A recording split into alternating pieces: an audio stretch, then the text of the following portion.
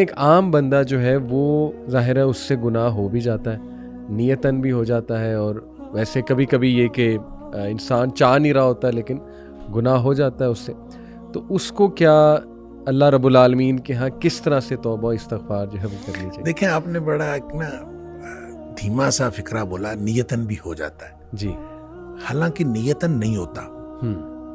گناہ جو ہے دیکھیں کل بنی آدم خطاء, صحیح, اگرچہ نبی پاک صلی اللہ علیہ وسلم نے فرمایا ہر آدم کا بیٹا خطا کار ہے, صحیح, ہر انسان سے خطا ہو جاتی ہے. بالکل ٹھیک, وخیر الخطائین التوابون, بہترین خطا کار وہ ہیں جو واپس آ جاتے ہیں. اللہ, اب مسئلہ یہ ہے کہ ہو جاتا ہے اور کر لیا جاتا ہے, اس میں فرق ہے.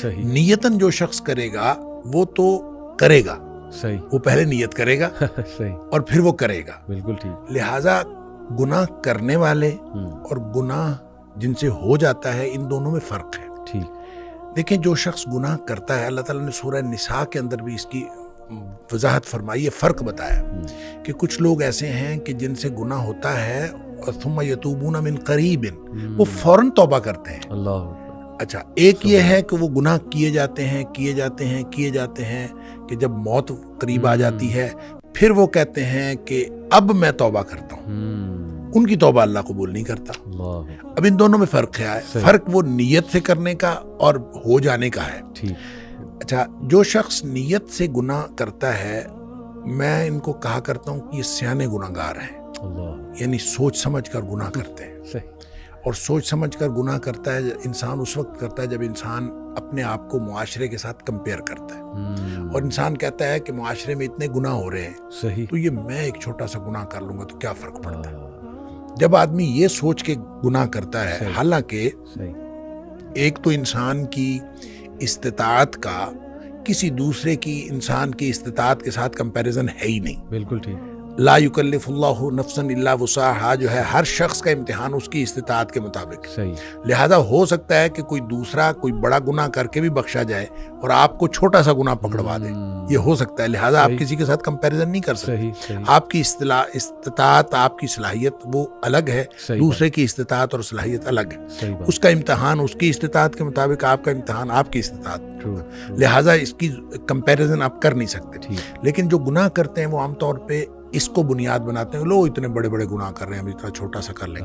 یہ جب سوچ سمجھ کے کرتے ہیں تو اس کانسیپٹ سے توبہ کی عام طور پہ توفیق نہیں ملتی. اللہ, اس کی وجہ یہ ہے کہ آدمی نے سوچ سمجھ کے کیا ہوتا ہے کہ کوئی حرج نہیں ہے کہ میں کر لوں گا تو کیا حرج ہے. اس کو پھر توبہ کی طرف بالعموم اس کا دھیان توجہ ہی نہیں جاتی, کیونکہ اس نے سوچ کے کیا ہوتا ہے کیا حرج ہے. بالکل ٹھیک.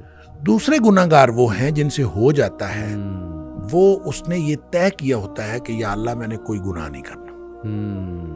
اللہ کے ساتھ نیتاً صحیح, اس نے یہ بات طے کی ہوتی ہے کہ میں نے کوئی گناہ نہیں کرنا. بالکل ٹھیک, گناہ اس سے بھی ہو جاتا ہے. صحیح بات, کیونکہ کلو بنی آدم خطا ہو, صحیح, یعنی ایسا تو ہو نہیں سکتا کہ اس سے گناہ. اس سے گناہ کیوں ہوتا ہے؟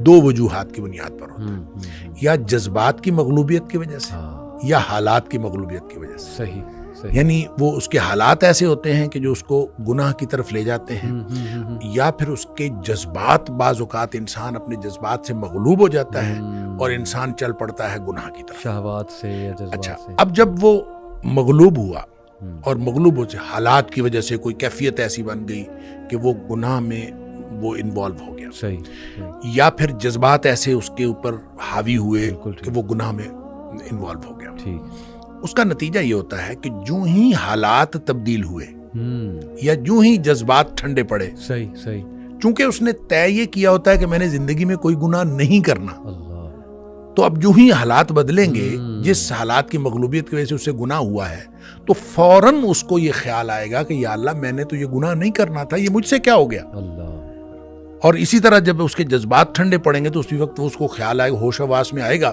تو کہے گا یا اللہ میں نے تو یہ نہیں کرنا تھا, یہ مجھ سے کیا ہو گیا. یہ ہے وہ ثم یتوبون من قریب, کہ فوراً وہ توبہ کر لیتے, پھر اس کو فوراً خیال آتا کہ میں نے. وہ جو ندامت اور شرمندگی اس کو ہوتی ہے, وہ جو پشیمانی اس کو ہوتی ہے, یہ ندامت اصل میں اللہ کو پسند ہے. کیا بات, کہ انسان کو ندامت اور شرمندگی ہو کہ یا اللہ میں گناہ کر بیٹھا ہوں, میں نے تو یہ نہیں کرنا تھا. اور اسی طرح یہ جو رب انی ظلمت نفسی والی بات ہے, یا حضرت آدم علیہ السلام کی دعا والی بات ہے, یا ویسے بھی نبی پاک صلی اللہ علیہ وسلم نے فرمایا کہ ایک آدمی گناہ کرتا ہے اور گناہ کر کے پھر اللہ سے بات کرتا ہے, رب انی اذنبت, تو اللہ میں نے گناہ کیا ہے. یعنی اقرار, یہ اقرار جو ہے یہ بہت, یعنی اقرار ہے, اس کے اندر ندامت ہے. اللہ میں گناہ کر بیٹھا ہوں اور تو معاف کرنے والا, تو مجھے معاف کر دے. یہ ندامت اور شرمندگی جو توبہ کی شرائط میں سے بھی ہے, اور یہ وہ نقطہ ہے جو اصل میں اللہ تعالیٰ کو پسند ہے. تو جس کے اندر یہ ندامت اور شرمندگی آتی ہے وہ توبہ بھی کرتا ہے, اللہ تعالیٰ کو پسند بھی آتا ہے. اور اللہ کو کتنی توبہ پسند آتی ہے اس کے لیے تو وہ حدیث ہے بڑی معروف کہ نبی اکرم صلی اللہ علیہ وسلم نے فرمایا کہ اگر کوئی شخص جو ہے, وہ ایک مثال دی آپ نے کہ کوئی شخص جنگل میں سفر کر رہا تھا صحرا کے اندر, اور سارا اس کا سامان اونٹنی پہ لدا ہوا, اور اس نے ایک کسی درخت کے نیچے سستانے کے لیے وہ ٹھہرا, تو کچھ دیر بعد اس کی آنکھ کھلی تو اس کا اونٹ غائب تھا. صحیح. جس کے اوپر ساری اس کی گویا مال و متاع بھی اسی پہ تھا, سفر بھی اسی پہ کرنا تھا. اب لق و دق صحرا ہے, میلوں لمبا چوڑا, تو وہ ادھر ادھر دیکھتا ہے, اس کو کچھ نظر نہیں آتا. تو اس کا خیال یہ ہے کہ اب میں اگر چلوں گا تو بھی موت ہے, بیٹھا رہوں گا تو بھی موت ہے, اس کے علاوہ کچھ نہیں. تو زندگی سے مایوس ہو کے وہ بیٹھ رہتا ہے. تو تھوڑی دیر بعد پھر اس کی آنکھ لگتی ہے, اور اس کو پھر اس کی آنکھ کھلتی ہے تو دیکھتا ہے کہ اونٹ سامنے کھڑا ہے. اتنا خوش ہوتا ہے کہ وہ کہتا ہے اللہم انت عبدی وانا ربک, اللہ تو میرا بندہ اور میں تیرا رب. اور نبی پاک صلی اللہ علیہ وسلم فرمایا کہ اخطأ من شدت الفرح, اس نے یہ جو الٹ بات کہی, کہنا تھا کہ اللہ تو میرا رب اور میں تیرا بندہ, یہ جو بات الٹ کہی نبی پاک صلی اللہ علیہ وسلم اخطأ من شدت الفرح, اس نے خوشی کی شدت کی وجہ سے بات الٹ کی. یعنی اس کو سمجھ نہیں آئی, اتنا خوش تھا اس کو سمجھ نہیں آئی, اور وہ خوشی کی شدت کی وجہ سے الٹ بات کر گیا. نبی پاک صلی اللہ علیہ وسلم فرمایا اس شخص کو جتنی خوشی ہوئی ہے نا, اللہ کو اپنے بندے کی توبہ سے اس سے زیادہ خوشی ہوتی. کیا بات ہے, کیا بات ہے. اب اس کے بعد کیا بات باقی رہ جاتی ہے. سبحان اللہ. بہت بہت پر امید یہ ایک تو حدیث, دوسرا ماشاءاللہ سمندر کو کوزے میں بند کرنے والی بات ہے کہ جو شخص عادتاً اور انٹینشنلی, ظاہر ہے کہ وہ اس طرح سے گناہ کرتا ہے, جیسے آپ نے کہا نا کہ پلانڈ ہو, یا آپ نے ایک لفظ استعمال کیا تھا کہ عقل مندی سے, کچھ اس طرح آپ نے کہا نا. میں نے کہا کہ یہ سیانے گناہگار, اللہ اکبر, اللہ اکبر, ان کو عقل مند گناہگار کہہ لیں, چلیں. اللہ اکبر. تو وہ آپ نے بڑی خوبصورتی سے بیان کیا کہ اس کو توفیق ہی نہیں ہوتی.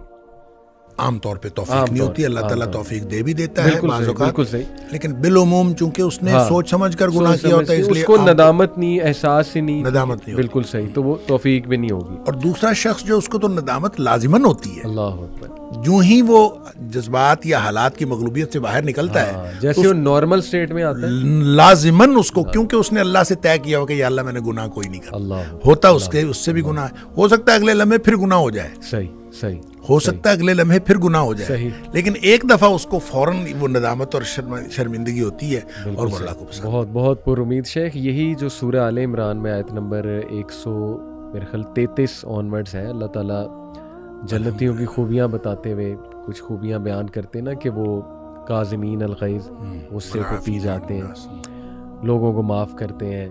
پھر یہ کہ وہ جب ان سے کوئی گناہ ہو جائے, فحش کام ہو جائے, تو وہ اللہ کا ذکر فوراً اللہ کو یاد کرتے ہیں, اور کون ہے جو اللہ کے علاوہ گناہ جو ہے وہ معاف کر سکتا ہے. تو یعنی جنتی ہوگا ہی وہ جو گناہ گار ہے, ظاہر ہے وہ گناہوں کی معافی مانگ کے سبحان اللہ, اللہ کی رحمت سے جنت میں گیا ہوگا.